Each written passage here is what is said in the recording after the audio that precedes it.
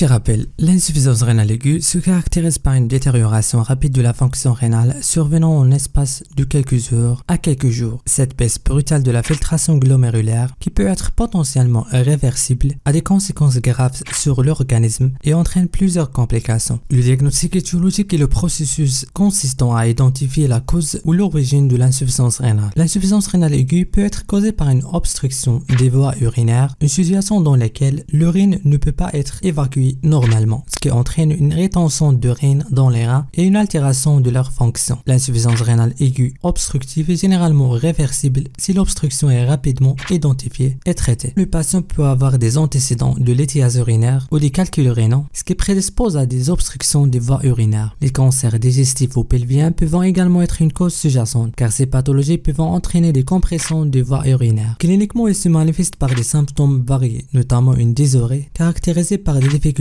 à uriner, des douleurs lombaires, souvent liées à une distension rénale ou une obstruction des reins. L'hématurie, avec ou sans caillot urinaire, est fréquente et témoin d'une irritation ou d'une lésion des voies urinaires. La présence de fièvre peut suggérer une infection sous-jacente des voies urinaires ou une pyélonéphrite associée, tandis que l'asthénie est une altération de l'état général, reflétant une détérioration globale de la fonction rénale. Lors de l'examen physique, il faut rechercher la présence d'un globe vésical indicatif d'une distension de la vessie due à une obstruction. Chez les hommes, un toucher rectal est souvent nécessaire pour explorer une éventuelle hypertrophie bénigne de la prostate, une cause fréquente d'obstruction urinaire. Chez les femmes, un toucher vaginal pour rechercher des masses pelviennes telles que des tumeurs de col utérin ou d'autres anomalies susceptibles de comprimer les voies urinaires. Les examens complémentaires jouent un rôle clé dans le diagnostic de l'insuffisance rénale aiguë obstructive, permettant de confirmer la présence d'une obstruction des voies urinaires et de localiser précisément la cause. L'échographie rénale et des voies urinaires est systématique et fondamentale dans le diagnostic de l'insuffisance rénale aiguë obstructive. L'échographie permet de visualiser une dilatation des voies urinaires, ce qui confirme la présence d'une obstruction.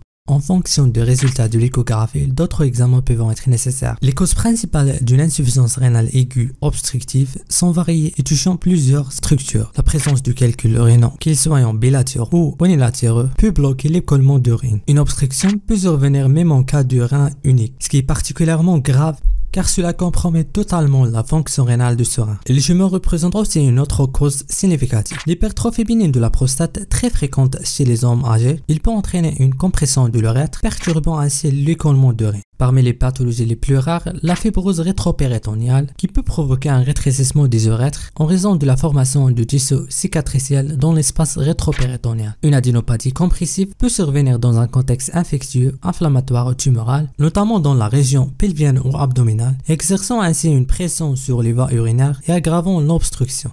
Deuxième type d'insuffisance rénale aiguë, c'est l'insuffisance rénale fonctionnelle. L'insuffisance rénale aiguë fonctionnelle est caractérisée par une diminution de la perfusion rénale due à des conditions qui altèrent le débit sanguin rénal sans lésion structurale directe des reins et survient dans plusieurs contextes cliniques spécifiques. Les patients présentant des maladies chroniques ou des déséquilibres physiologiques sont particulièrement à risque. Parmi eux, ceux atteints d'insuffisance cardiaque chronique, car une fonction cardiaque insuffisante compromet la perfusion des organes, y compris les reins. De même, l'insuffisance hépatique chronique, souvent associée à des syndromes hépatorénaux, réduit le flux sanguin systémique, affectant indirectement les reins. Le syndrome néphrotique, qui provoque une perte importante de protéines par les urines, peut entraîner une hypovolémie sévère, limitant l'apport sanguin rénal. Certains médicaments pharmacologiques jouent un rôle dans le développement de l'IRA fonctionnel. Les diurétiques, en augmentant l'exertion de fluide, peuvent induire une déshydratation. Les anti-inflammatoires non stéroïdiens inhibent la synthèse de la prostaglandine nécessaire à la vasodilatation des artérioles afférentes des reins, tandis que les inhibiteurs de l'enzyme de conversion perturbant le système rénine-angiotensine-aldostérone diminuent ainsi la pression de perfusion. Les épisodes de diarrhée et de vomissement entraînent fréquemment une déshydratation sévère. Cette réduction du volume circulant effectif diminue la perfusion rénale, exacerbant ainsi le risque d'IRA fonctionnelle, en particulier chez les individus déjà fragiles. Les signes physiques d'une insuffisance rénale aiguë fonctionnelle reflétant principalement un état de déshydratation et d'hypoperfusion systémique. Une hypotension artérielle témoigne d'un volume circulant effectif réduit et une tachycardie compensatrice en réponse à une hypovolémie. Dans les cas sévères, ces signes peuvent évoluer vers un état de choc. Bien que paradoxaux dans un contexte de déshydratation, les odèmes peuvent survenir chez certains patients. L'accumulation du liquide, souvent visible au niveau des membres inférieurs, résulte d'un déséquilibre entre les pressions hydrostatiques et oncotiques. Une accumulation du liquide dans la cavité abdominale peut également être observée, surtout chez les patients souffrant d'insuffisance hépatique chronique ou d'insuffisance cardiaque droite. Les examens complémentaires sont essentiels essentiel pour confirmer le diagnostic d'une insuffisance rénale aiguë fonctionnelle pour la différencier d'autres formes d'IRA, notamment organiques. L'un des principaux tests à réaliser est l'analyse du rapport entre les ions, l'urée et la créatinine dans le sang et l'urine. Le premier critère important de l'insuffisance rénale aiguë fonctionnelle est une natriurése inférieure à 20 mmol par litre. Si le calcul des ratios l'urée-créa plasmatique est supérieur à 100 mmol par litre, suggère également une perfusion dégradée.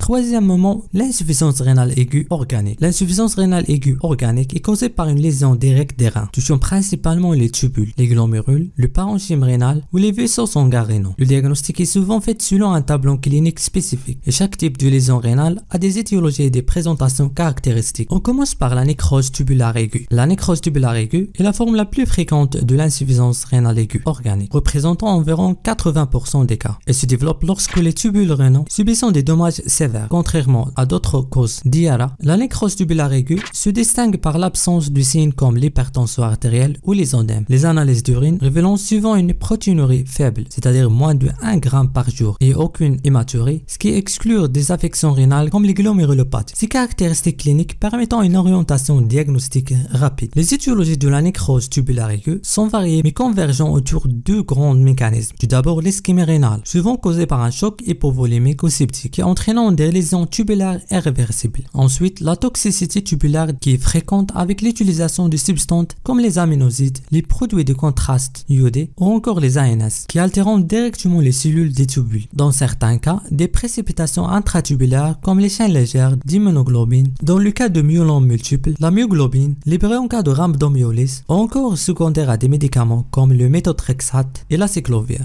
Deuxièmement, les glomérulopathies aiguës. Les glomérulopathies aiguës affectent principalement les glomérules rénaux, où se produit la filtration sanguine, et se manifestent souvent par des signes cliniques de dysfonctionnement glomérulaire. Parmi les manifestations les plus courantes, on retrouve l'hypertension artérielle en raison de la rétention du sodium et d'eau, les œdèmes visibles notamment au niveau des jambes et du visage, reflétant une accumulation excessive de liquide dans les tissus. Les analyses d'urine révélant généralement une protéinurie importante, supérieure à 2 à 3 g par jour, signalent une perte massive de protéines causée par des lésions glomérulaires. L'hématurie, parfois macroscopique, est également fréquente et traduit la présence du sang dans les urines.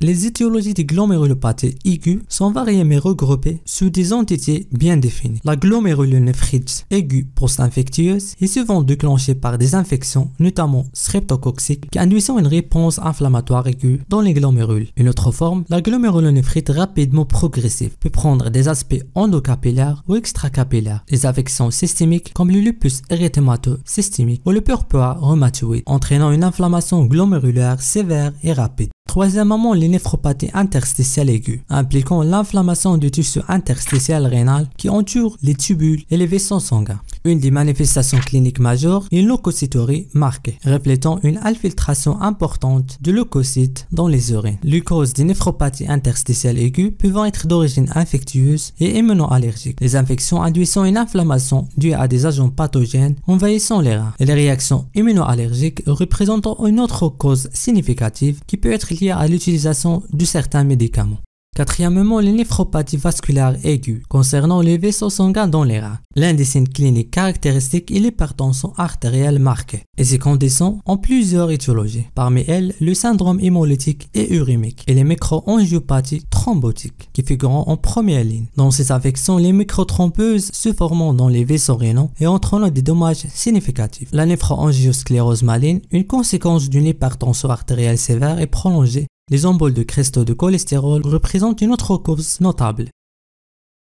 La ponction biopsie rénale est un examen invasif permettant de recueillir un échantillon de tissu rénal pour l'analyse histologique. Elle est particulièrement utile pour établir un diagnostic précis dans les cas d'insuffisance rénale ou des maladies rénales dont l'origine est incertaine. Donc, quelles sont les indications de la ponction biopsie rénale? La ponction est indiquée dans les cas d'insuffisance rénale aiguë qui évolue rapidement, généralement en moins de quelques jours ou semaines. Lorsque la cause de l'insuffisance rénale aiguë n'est pas immédiatement identifiable par les examens cliniques biologiques ou d'imagerie, la biopsie rénale peut fournir des informations supplémentaires permettant de déterminer si la cause est primaire ou secondaire ou s'il s'agit d'une lésion rénale aiguë d'origine glomérulaire, tubulaire ou interstitielle. La présence d'une protéinurie abondante ou d'une maturie en association avec l'insuffisance rénale aiguë suggérait une maladie glomérulaire. Dans ces situations, la biopsie est indispensable pour établir un diagnostic définitif. La ponction biopsie est indiquée lorsque des signes cliniques non rénaux, comme des manifestations dermatologiques, articulaires, neurologiques ou des signes de vascularite, sont présents. Ces signes peuvent suggérer une maladie systémique, comme le lupus érythémateux ou une vascularite. Si l'oligurie ou l'anurie persiste au-delà de 2 à 3 semaines, malgré un traitement conservateur ou des mesures de soutien, la ponction biopsie rénale devient essentielle pour évaluer les lésions rénales.